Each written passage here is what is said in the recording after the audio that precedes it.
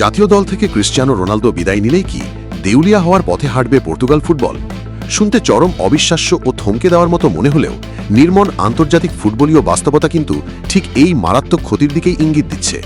Portuguese football ফেডারেশনের অর্থভাণ্ডারে আসা আন্তর্জাতিক স্পন্সরশিপের বেশিরভাগ মোটা অঙ্কের অর্থই জমা হয় স্রেফ একজন মানুষের মহাজাগতিক ব্র্যান্ড ভ্যালুর ওপর ভর করে, আর তিনি আর কেউ নন, সর্বকালের অন্যতম শ্রেষ্ঠ মহাতারকা CR7। গ্লোবাল মেগা আসরের শেষ ম্যাচের পরেই পর্তুগালের হয়ে নিজের শেষ বিশ্বকাপ খেলার কথা বিশ্ববাসীকে স্পষ্টভাবে জানিয়ে দিয়েছিলেন 5 বারের ব্যালন ডিওর জয়ী এই ফুটবল জাদুকর। তবে বুকচাপা কষ্টের মাঝেও কিছুটা স্বস্তির খবর এটাই যে আন্তর্জাতিক ফুটবলকে এখনই বিদায় জানানোর চূড়ান্ত সিদ্ধান্ত তিনি নেননি। ফলে নতুন পর্তুগিজ মাস্টারমাইন্ড কোচ হোর্গে জেসুসের অধীনে লাল সবুজ জার্সিতে CR7কে আর কিছুদিন ফুটবল বিশ্ব উপভোগ করার সুযোগ হয়তো পাবে। কিন্তু ঠিক এই মুহূর্তে পর্তুগাল ফুটবল ফেডারেশনের নীতি নির্ধারকদের সামনে ঝুলে রয়েছে আন্তর্জাতিক ফুটবলের সবচেয়ে বড় কোটি টাকার প্রশ্ন। রোনালদোর এই গ্লোবাল আমলের অবসান ঘটলে পর্তুগাল দল আন্তর্জাতিক ফুটবলের বুকে নিজেদের নতুন করে কিভাবে তুলে ধরবে? কারণ দীর্ঘ 2 দশক ধরে রোনালদো স্রেফ পর্তুগিজ জাতীয় দলের সাধারণ কোনো অধিনায়ক বা ফরওয়ার্ড ছিলেন না, তিনি একাই ছিলেন একটা আস্ত আন্তর্জাতিক ইনস্টিটিউশন, এক বিশ্বজয়ী আইকন এবং পর্তুগালের সবচেয়ে বড় গ্লোবাল আইডেন্টিটি। যদি মাঠের পারফরমেন্স ও মেগা রেকর্ডের খাতা খোলা হয়, তবে তার রেকর্ড বইয়ের পাতায় ধরা দেবে এক অবিশ্বাস্য চূড়া। আন্তর্জাতিক পুরুষ ফুটবলের ইতিহাসে সর্বকালের সর্বোচ্চ আন্তর্জাতিক গোলের একক সাম্রাজ্য, বিশ্বের প্রথম ফুটবলার হিসাবে পরপর 6টি ফুটবল বিশ্বকাপে গোল করার কালজয়ী অলৌকিক কীর্তি এবং 20 বছরেরও বেশি সময় ধরে জাতীয় দলের জার্সিতে একচ্ছত্র আধিপত্য। ফুটবলের সেই মহাজাগতিক ক্ষমতা, মহাতারকা ও মাঠের রাজত্ব নিয়ে চমৎকার একটি ইংলিশ কবিতা রয়েছে। A true legend doesn't just play the game on the pitch, he builds an empire that makes the nation rich. যার সহজ বাংলা ভাবার্থ, একজন প্রকৃত ফুটবল কিংবদন্তি স্রেফ মাঠের সবুজ ঘাসে খেলা উপহার দেন না, সে এমন এক বৈশ্বিক সাম্রাজ্য গড়ে তোলেন যা পুরো দেশকে অর্থনৈতিক ও মানসিকভাবে ধনী করে তোলে। তবে খেলাধুলার মাঠ পেরিয়ে মাঠের বাইরের বাণিজ্যিক বাজারে ক্রিশ্চিয়ানো রোনালদোর প্রভাব ছিল আরও বেশি ভয়াবহ ও ধরাছোঁয়ার বাইরে।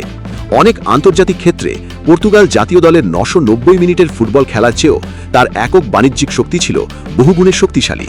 বিষয়টা সম্প্রতি অত্যন্ত সুন্দরভাবে ফুটিয়ে তুলেছেন ইউরোপীয় প্রখ্যাত স্পোর্টস মার্কেটিং বিশেষজ্ঞ ড্যানিয়েল সা।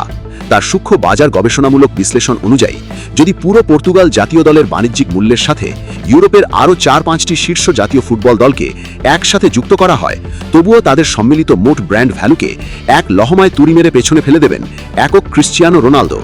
প্রথম দেখায় তার এই জোরালো মন্তব্যকে কিছুটা অবিশ্বাস্য ও বাড়াবাড়ি মনে হতে পারে, কিন্তু আধুনিক ফুটবলের কোটি কোটি ডলারের বাণিজ্যিক দুনিয়ায় চোখ রাখলে ড্যানিয়েল সায়ের বক্তব্য দিনের আলোর মতো স্পষ্ট ও ধ্রুব সত্য। পর্তুগিজ ফুটবল ফেডারেশন বা PFF এর রাজকীয় ক্যাশ কাউন্টারে রোনালদো মানে শুধু ম্যাচ জেতানো গোল বা 3 পয়েন্টের হিসেব নয়, তার নামের ওজনের কারণেই এতদিন এসেছে মিলিয়ন ডলারের মেগা স্পন্সরশিপ চুক্তি, গ্লোবাল মার্চেন্ডাইজ বিজনেস, নাইকির অঙ্ক ছাড়ানো কাস্টম স্পন্সরশিপ এবং এশিয়া থেকে ল্যাটিন আমেরিকার নতুন বাণিজ্যিক ফুটবলের নতুন বাজার। বিশ্ব মানচিত্রের ইউরোপ মহাদেশের বাইরের অগণিত মানুষ পর্তুগালের মতো ছোট্ট একটি দেশের ফুটবল ম্যাচ টিভিতে সরাসরি দেখা শুরু করেছিলেন স্রেফ এই 7 নম্বর জার্সির জাদুকরের সম্মোহনী টানে।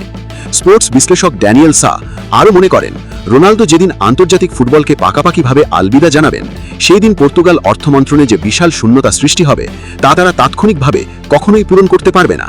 তার মতে CR7-এর বিদায়ের পর পর্তুগাল ফুটবল অর্থনৈতিকভাবে ঠিক কতটা ভয়ঙ্কর ব্র্যান্ড ভ্যালু ও কোটি কোটি ডলারের স্পন্সরশিপ হারাতে যাচ্ছে তা আজ বসে কেউ কল্পনাই করতে পারছে না। একটা বাস্তব ও গা ছমছমে উদাহরণ টেনে ড্যানিয়েল সা বলেছেন, বিষয়টা অনেকটা বহুতল ভবনের খাড়া সিঁড়ি দিয়ে দ্রুত নিচে নামার সময় হঠাৎ পা পিছলে অতল গহ্বরে ছিটকে পড়ার মতো এক ভয়ঙ্কর ধাক্কা। ফুটবলের সেই কঠিন বাণিজ্যিক বাস্তবতা, মহাতারকার বিদায় ও ট্র্যাজেডি নিয়ে চমৎকার আরেকটি ছন্দ রয়েছে। When the sun of a golden era finally sets down, the throne feels empty even with a new shining crown. বাংলায় বললে, এক সোনালী মহাযুগের সূর্য যখন অবশেষে অস্তা চলে যায়, মাথায় নতুন কোনো মুকুট উঠলেও সিংহাসন তখন শূন্যতাতেই খাঁ খাঁ করে। এখন ফুটবল বিশ্বের নজর পর্তুগাল ফুটবল ফেডারেশনের মাস্টার প্ল্যান ও কোচ হোর্গে জেসুসের ওপর। রোনালদোর অবর্তমানে গণমাধ্যমের চোখ আর স্পন্সরদের বিপুল অর্থ কি আদৌ ধরে রাখতে পারবে ব্রুনো ফার্নান্ডেস কিংবা বার্নার্ডো সিলভাদের নতুন পর্তুগাল? প্রিয় দর্শক, আপনার মন কি বলে? ক্রিশ্চিয়ানো রোনালদোর বিদায়ের পর পর্তুগাল ফুটবল সত্যিই চরম আর্থিক ও ব্র্যান্ড ভ্যালুর বিপর্যয়ে পড়বে, নাকি নতুন প্রজন্মের তারাদের নিয়ে তারা আবার ঘুরে দাঁড়াবে? কমেন্ট বক্সে আপনার সুচিন্তিত মতামত লিখে জানান। ভিডিওটি ভালো লাগলে লাইক ও শেয়ার করুন। আর বিশ্ব ফুটবলের এমন প্রতিটি ইনসাইড অ্যানালিসিস ও ডকুমেন্টারি সবার আগে পেতে আমাদের এই চ্যানেলটি এখনই সাবস্ক্রাইব করে বেল আইকনটি অল করে রাখুন। সবাই ভালো থাকুন, ফুটবলের সাথে থাকুন। বিদায় নিচ্ছি আমি রাকিব, FC স্পোর্টস।